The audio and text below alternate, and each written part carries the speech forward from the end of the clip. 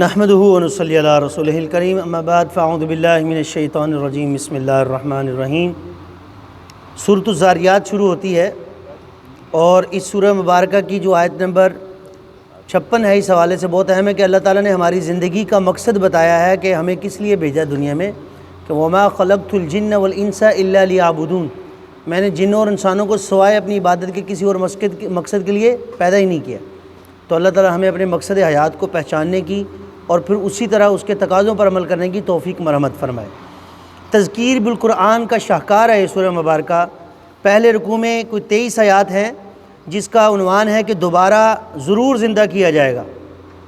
پہلے رکوع میں قسم کھا کر کہا گیا کہ جس طرح تیز ہوائیں بھاری بادل لاتی ہیں، بادل برستے ہیں، مردہ زمین زندہ ہوتی ہے، اسی طرح اللہ تمام انسانوں کو بھی دوبارہ زندہ ضرور کرے گا۔ ایسے بدبختوں کو آگ پر بھونا جائے گا جو مرنے کے بعد دوبارہ زندہ ہونے کا انکار کرتے ہیں۔ پرہیزگاروں کو باغات اور چشموں سے سرفراز کیا جائے گا۔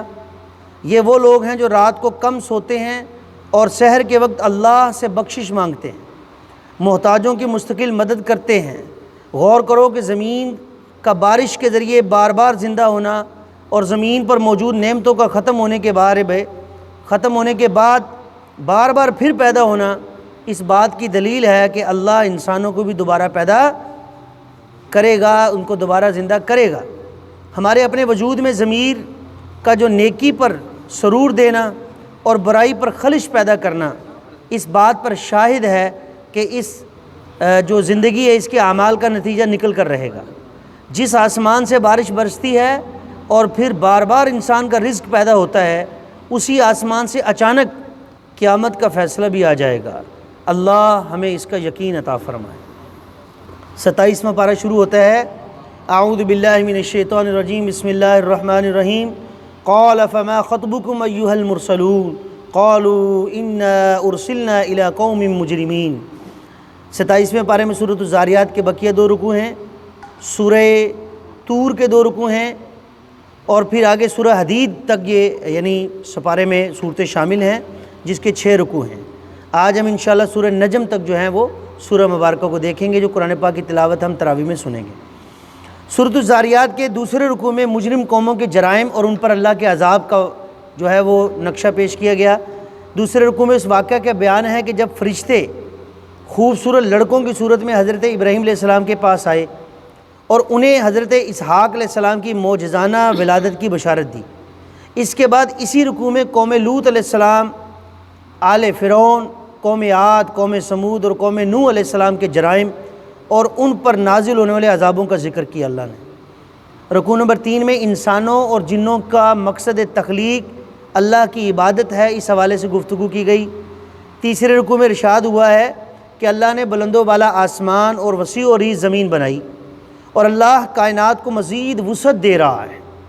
کل یوم ہوا فی شأن، اللہ ہر روز ایک نئی شان کے ساتھ ہے اور آج سائنس بھی اس بات کو دیکھ رہی ہے کہ اس کائنات کے اندر ایکسپینڈ ہو رہی ہے، یہ دن بہ دن جو ہے اس کے اندر وسعت پیدا ہو رہی ہے۔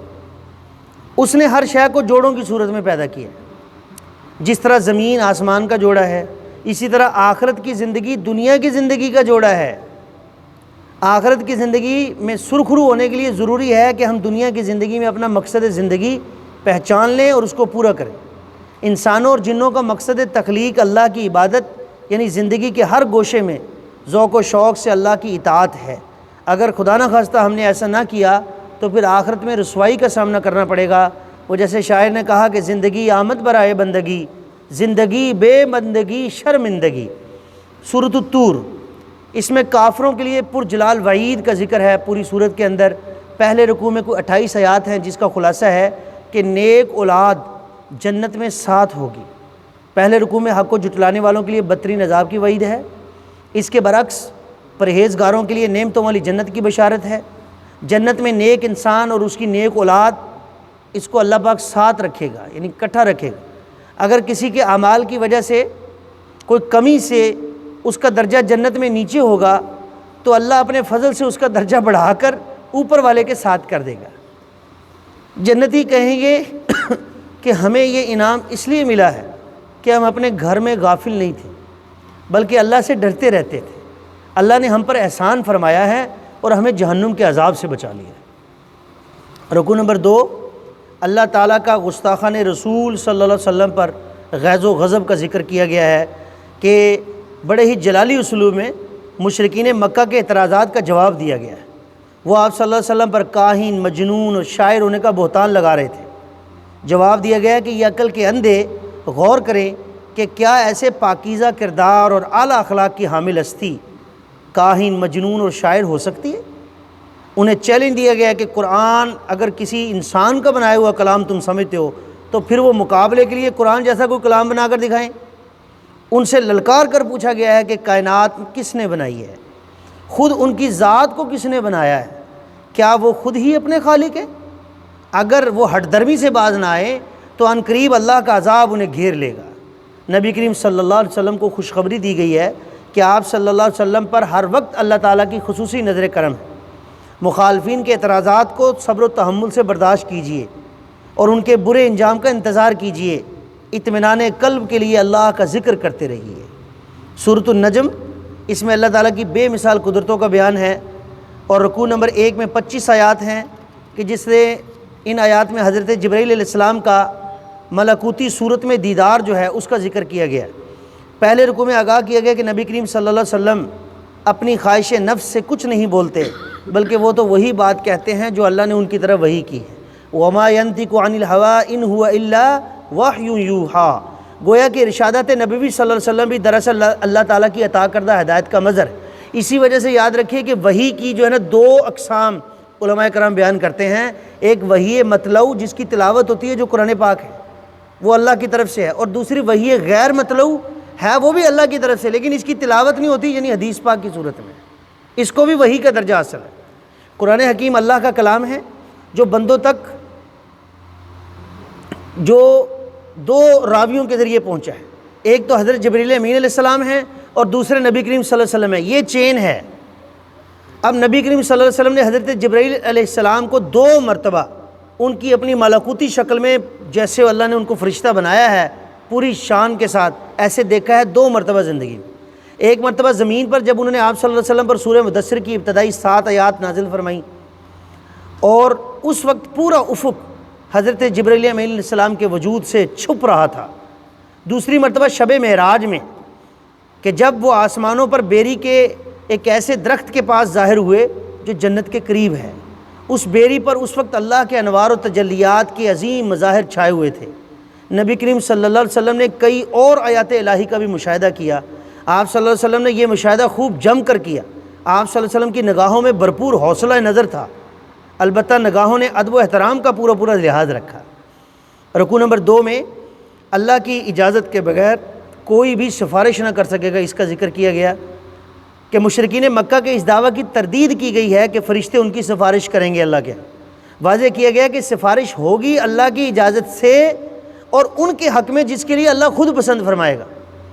روز قیامت اصل فیصلہ عمل کی بنیاد پر ہوگا، برے لوگوں کا برا ہی انجام ہوگا۔ اس کے برعکس جو لوگ بڑے بڑے گناہوں اور بے حیائی کی ہر صورت سے بچتے رہے ہیں انہیں بخشش اور انعامات سے نوازا جائے گا۔ اللہ ہر انسان کی نیکی سے واقف ہے، لہذا نیکیوں کی تشہیر نہ کیا کرو، اور دکھاوے سے نیکیاں کی ہوئی برباد ہو جاتی ہیں۔ اللہ ہمیں دکھاوے اور ریاکاری سے محفوظ فرمائے۔ رکوع نمبر 3، انسان کا عمل اس کے کام آئے گا۔ تیسرے رکوع میں خبردار کیا گیا ہے کہ روز قیامت کوئی انسان کسی دوسرے انسان کے گناہوں کا بوجھ نہیں اٹھائے گا، ہر انسان کو اپنے ہی اعمال کا پورا بدلہ ملے گا۔